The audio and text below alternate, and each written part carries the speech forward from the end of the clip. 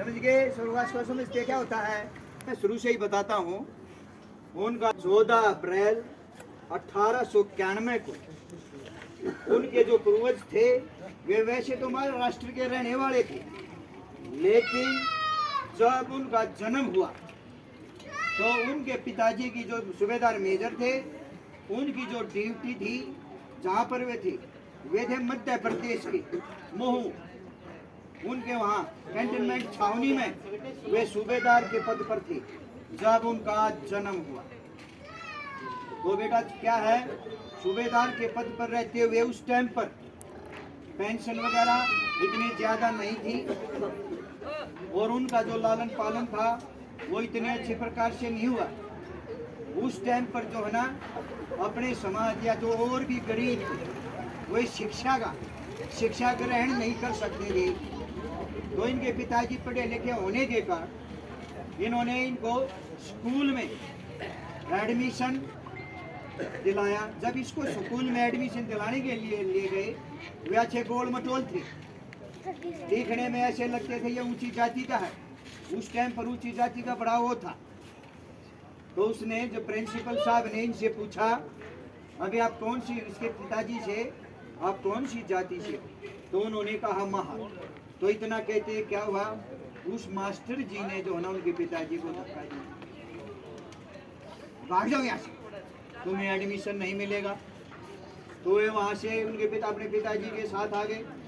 उनका उसमें जो है ना शरीर और भी फूट गया। वहाँ कर उन्होंने अपनी बुआ से कहा कि हमें वंचित क्यों रखा जाता है, तब उनको समझाया, लेकिन उन्होंने एक ही बात ठानी, अब मैं पढ़ूंगा। उस टाइम में बहुत ही दुर्लभ, बहुत ही कम लोग पढ़ते थे, लेकिन उन्होंने जब तुम भी ये पढ़ करोगे कि हमने पढ़ाई करनी है और पढ़ाई के जरिए हम आगे बढ़ेंगे, जो भी आज है सब इसमें पढ़ाई का है। तो उन्होंने पढ़ाई के माध्यम से ही, वे इतने इंटेलिजेंट थे, लेकिन उस टाइम में जो उन्होंने मैट्रिक की तो उनकी 3rd डिवीजन आई थी। समझ गए? 3rd division. उस टाइम में जो ना 1st डिवीजन का बहुत ही रेयर था, 2nd डिवीजन भी बहुत ही कम आती थी। वे 3rd डिवीजन में पास हुए, लेकिन उनकी जो 3rd डिवीजन थी वह उसको भी बहुत ही महत्व माना गया था, क्योंकि वे 4-5 लड़के ऐसे ही थे।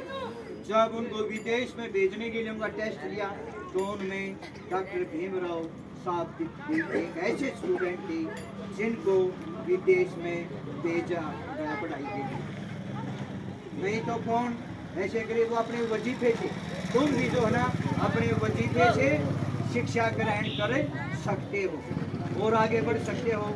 ये कितने गरीब होते हुए भी वे उन्होंने, इधर सुना उधर क्या देख रहे, उन्होंने पढ़ाई की और वे आज पूरी दुनिया में उनका नाम किसके अकॉर्डिंग टू है, ये है सब शिक्षा के द्वारा। समझ गए?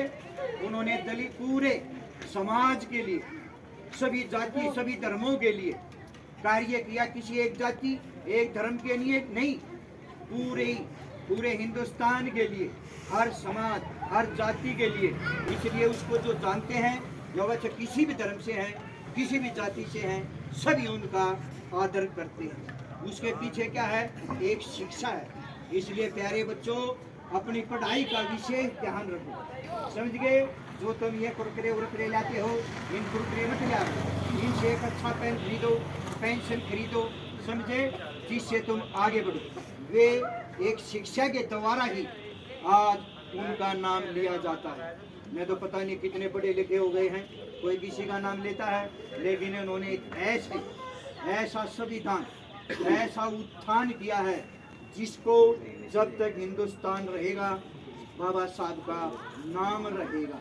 इन्होंने ऐसा किया और इन्होंने बहुत सी यातनाएं सही, कहने के लिए तो बहुत कुछ है बेटा, लेकिन एक बात कहूँगा, मैं समाप्त करता हूँ।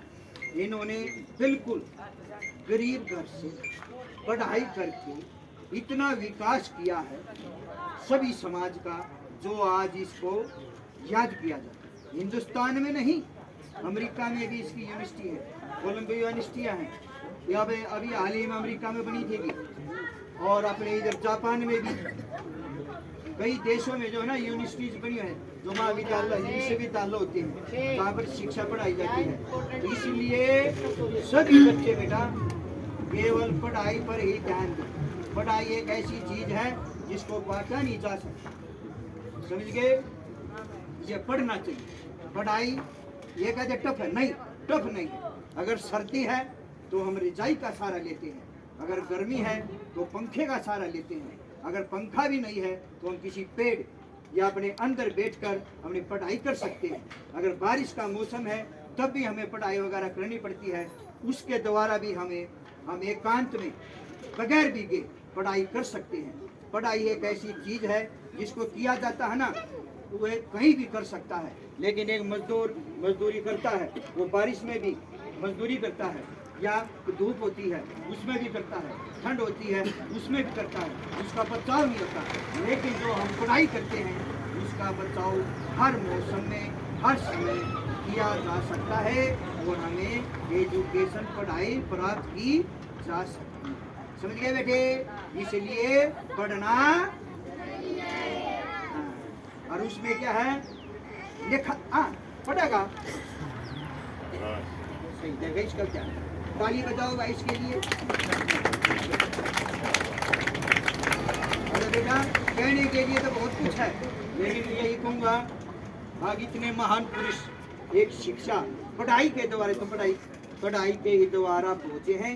आज ये हमारा समाज इसीलिए इकट्ठा हुआ है कि इन्होंने जो है ना, जो हम ये पैंट कोट चश्मे वगैरह ला रहे हैं ना, ये सब इनकी देन है। नहीं तो धोती रहती पावा है, पता है ना, ऐसा पाता धोती भी नसीब ना पावे, और कहीं रेट पे बैठे पावे, कोई टूबल टाबल नहीं पावे ना। ये आज के लिए जैसे हम रहे हैं, समझ गए?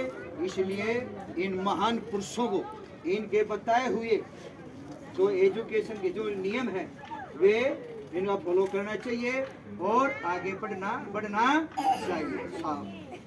जय भारत, जय